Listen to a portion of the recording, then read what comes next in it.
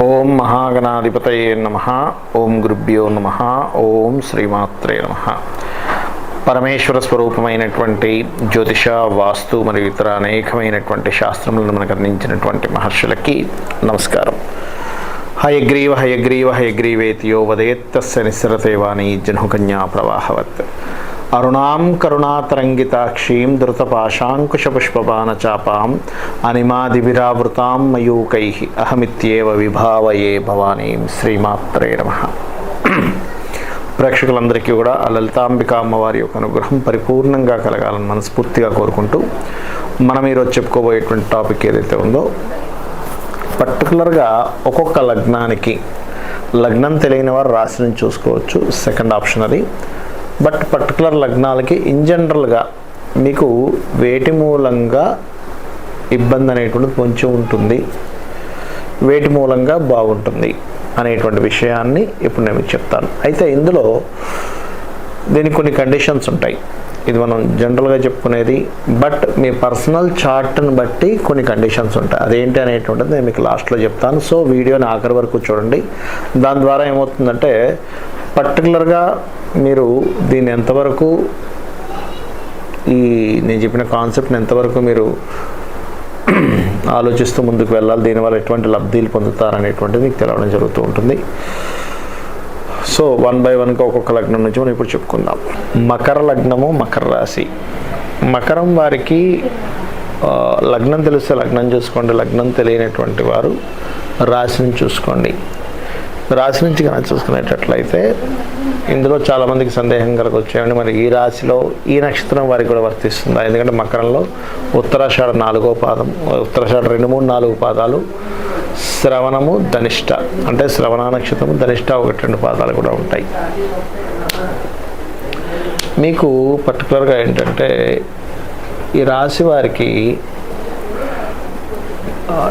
ఈ రాశి ఆరు నక్షత్ర, ఈ లగ్నం చెప్పినటువంటిది ముఖ్యంగా ఎటువంటి మిస్టేక్ చేస్తారు, ఎటువంటి తప్పిదం వల్ల మీరు ఇబ్బంది పడతారు అని చెప్పి చూసుకున్నట్లయితే, భూమి ఒకటి గుర్తుపెట్టుకోండి.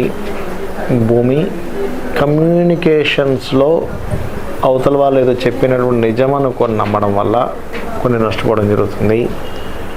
మరొకటి ఏంటంటే అప్పు మూలంగా జాగ్రత్తగా ఉండాలి మకరం వారు పర్టికులర్గా. ఎందుకంటే 6th లార్డ్షిప్ బుధుడికి వస్తుంది, బట్ బుధుడికి 9th లార్డ్షిప్ కూడా వస్తుంది. అప్పుల వల్ల ఇబ్బంది పడుతుంది. దాని తర్వాత మళ్ళీ ఒక మంచి యోగం కూడా కలుగుతుంది 9th లార్డ్షిప్ రావడం వల్ల. అంటే ఫస్ట్ వచ్చినటువంటి కాంబినేషన్ ఏదైతే ఉందో అది పర్టికులర్గా దాని ప్రభావం ఇచ్చిన తర్వాత నెక్స్ట్ వచ్చేటువంటి దాంట్లోకి తీసుకెళ్తుంది.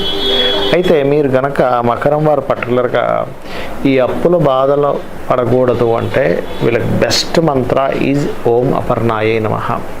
ఇది అద్భుతంగా పనిచేస్తుంది, అందులో ఎటువంటి సందేహం లేదు.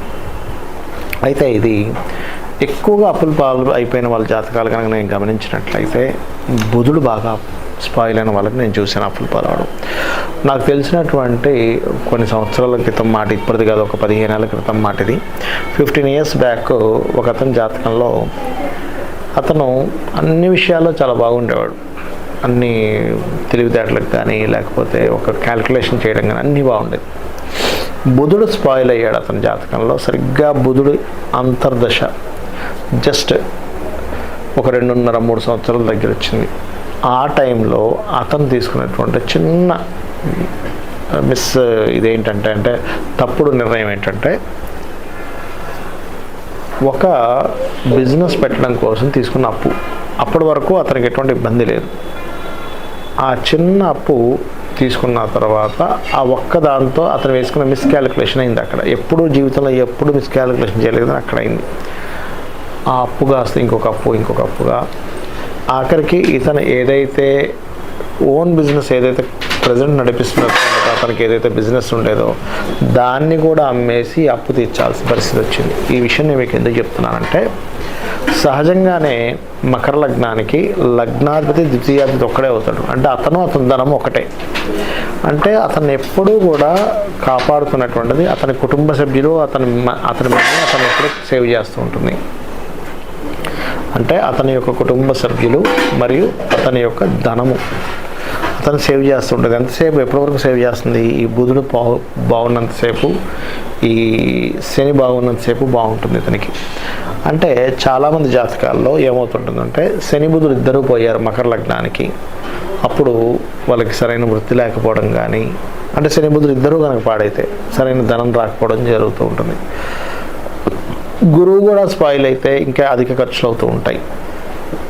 ఇలాంటి సందర్భాల్లో మీరు చేయవలసినటువంటి మొట్టమొదటి రెమెడీ ఏమిటి అంటే, నవగ్రహాల్లో శని బుధ గ్రహాల దగ్గర దీపారాధన చేయండి. మెయిన్గా మీకు దగ్గరలో దత్తాత్రేయ ఆలయం ఉన్నట్లయితే అక్కడికి వెళ్ళి శనగలు, ఇంట్లోనే శనగలతో మనం ప్రసాదంలో చేస్తూ ఉంటాం, అటువంటి శనగలను అక్కడ నైవేద్యంగా పెట్టి వాటిని పంచిపెడుతూ ఉండండి.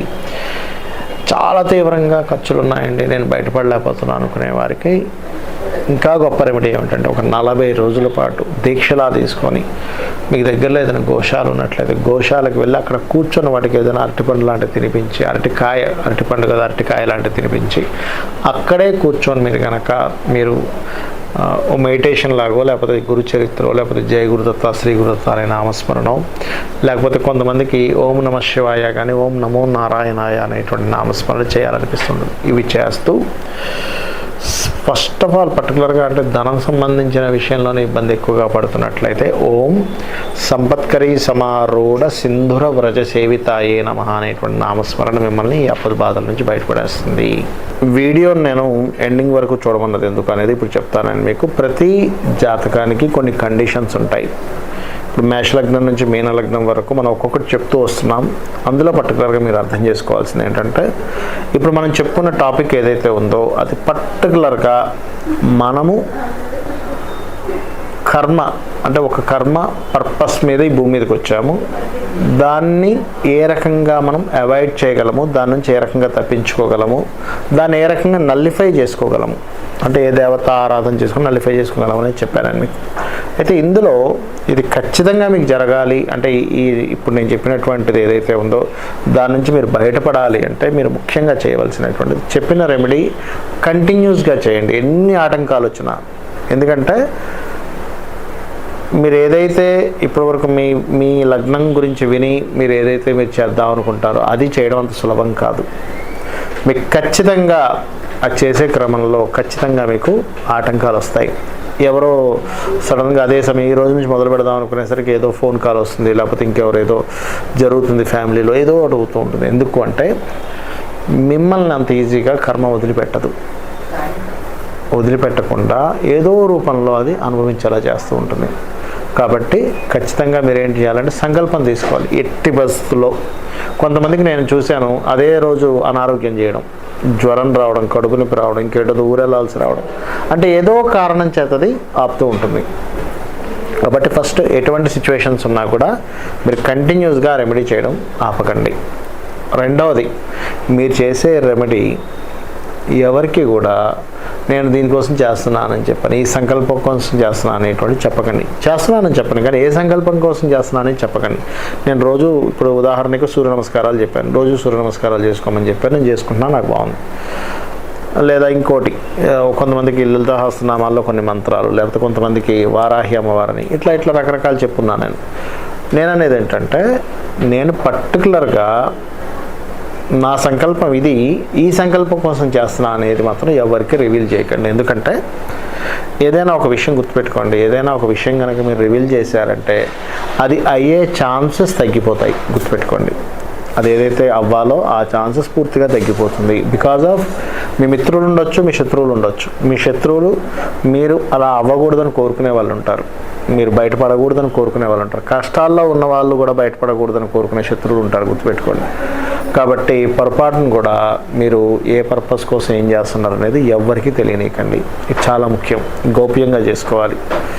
మూడోది, ఇప్పుడు నేను చెప్పిన రెమెడీస్ కొన్ని టెంపుల్స్కి వెళ్ళే ఉంటాయి, కొన్ని గోశాలకు వెళ్ళే ఉంటాయి, కొన్ని దేశాల్లో కొన్ని ప్రాంతాల్లో ఆలయాలు ఉండకపోవచ్చు, గోశాలు ఉండకపోవచ్చు. అలాంటి సందర్భంలో ఇంట్లోనే చక్కగా పటం పెట్టుకొని అదే ఆలయానికి వెళ్ళినటువంటి దాన్ని ఏదైతే ఆలయానికి వెళ్ళి ఎలా అయితే ప్రదక్షిణం చేసుకొని పూజ చేసుకుంటారో అలాగే ఇంట్లో చేసుకోవచ్చు, అందులో ఎటువంటి దోషం లేదు. కానీ గోశాలకు మరి ఎలాగండి అన్నప్పుడు, మీరు వేరే కంట్రీస్లో ఉన్న ఇండియాలో మీ వాళ్ళు ఉంటారు. ఇప్పుడు ఉదాహరణకి ఏదైనా దానం చెప్పాను, ఆ దానం మిమ్మల్ని చేయమని చెప్పని అన్నాను, కానీ మీకు ఏ యుఎస్ కంట్రీస్లోనో, అరబ్ కంట్రీస్లోనో, లేకపోతే ఏ దుబాయ్లోనో ఉన్నప్పుడు అక్కడ కుదరకపోవచ్చు. కొన్నిసార్లు కుదురుతుంది, కొన్నిసార్లు కుదరదు కొన్ని ఆలయాలు. అప్పుడు ఏం చేయాలి అంటే, మీరు పర్టికులర్గా మీ కుటుంబ సభ్యులు ఉంటారు కదా, ఇండియాలో తల్లిదండ్రులు కావచ్చు, అక్క చెల్లెలు కావచ్చు, ఫ్రెండ్స్ అయినా పర్లేదు, గుర్తుపెట్టుకోండి. వారి చేత మీకు ఏదైతే దానం చెప్పానో దాన్ని, లేదా గోసేవకు చెప్పాను, వారి చేత చేయించండి. చేయిస్తూ సంకల్పం చెప్పుకునేటప్పుడు, అంటే ఒక దానం తీసుకునేటప్పుడు ఒక వ్యక్తి సంకల్పం అంటే ఒక పురోహితుడితో సంకల్పం చెప్పిస్తారు. ఏమని? పలానా దోష పరిహారార్థం ఈ యొక్క దానం ఇస్తున్నానని. అది చెప్పేటప్పుడు మీరు వీడియో కాల్లో ఉండండి. వీడియో కాల్లో ఉండి మీరు కూడా చూస్తూ ఆ దానం సంకల్పం చెప్పించుకొని దానం ఇచ్చేది కనుక చూసినట్లయితే, మీ సంకల్పం మీ యొక్క పేరు మీద, మీరు ఏ పర్పస్ మీద దానం ఇస్తున్నారో దాని మీద ఇస్తున్నారు కాబట్టి ఖచ్చితంగా మీకు ఆ పుణ్యం అనేటువంటిది రావడం జరుగుతుంది. ఇక 4వ పాయింట్, ఏవి పడితే అవి గోవుకు తినిపించకండి దయచేసి. చాలామంది ఏం చేస్తారంటే, దానం ఇవ్వమన్నది కాస్త గోవుకు తినిపిస్తారు, గోవుకు తినిపించమన్నది ఇంకోటి ఏదో చేస్తూ ఉంటారు. కాబట్టి గోవుల్లో కూడా దేశీవాళీ ఆవుకు మాత్రమే మీరు తినిపించినప్పుడు మీరు దాని నుంచి ఏదైనా ఎక్స్పెక్ట్ చేయొచ్చు. మామూలుగా గోవులకి ఏంటంటే, అంటే దోషం పోవాలనేది ఎక్స్పెక్ట్ చేయొచ్చు. జెర్సీ ఆవు కనుక తినిపించినట్లయితే దోషం పోవాలనేది ఎక్స్పెక్ట్ చేయకండి. ఒక ప్రాణికి ఫుడ్ పెట్టామనే ఒక పుణ్యం వస్తుంది, ఒక ఆకలి తీర్చామనే సంతృప్తి వస్తుంది అనేటువంటి దాంతో మాత్రమే ఎక్స్పెక్ట్ చేయండి. బికాజ్ ఆఫ్ జెర్సీ ఆవుకి ఎనర్జీస్ ఉండవు, ఆ పవర్ ఉండదు. సో ఖచ్చితంగా మీరు దేశీ వాళ్ళ ఆవుకే తినిపించండి. జెర్సీ ఆవు కూడా పెట్టండి, కానీ ఒక ప్రాణికి ఫుడ్ పెడుతున్నాం అనే భావంతో మాత్రమే తినిపించండి. ఇవి ఖచ్చితంగా పాటించండి. అదేవిధంగా చాలామంది అడుగుతుంటారు, ఏమంటే మేము ఇది చేసేటప్పుడు నాన్ వెజిటేరియన్ తినొచ్చా, మాకు ఏలి సూటకంలో ఉన్నప్పుడు పరిస్థితి ఏమిటి? ఇవన్నీ ఏలి సూతకంలో ఉన్నప్పుడు 11 days అయిపోతే కనుక నో నీడ్ టు వరీ. స్త్రీలు ఏదైనా సరే ఉదాహరణకి ఆ 5 days ఉన్నప్పుడు మనసులో ధ్యానం చేసుకోవచ్చు, నో నీడ్ టు వరీ. అదేవిధంగా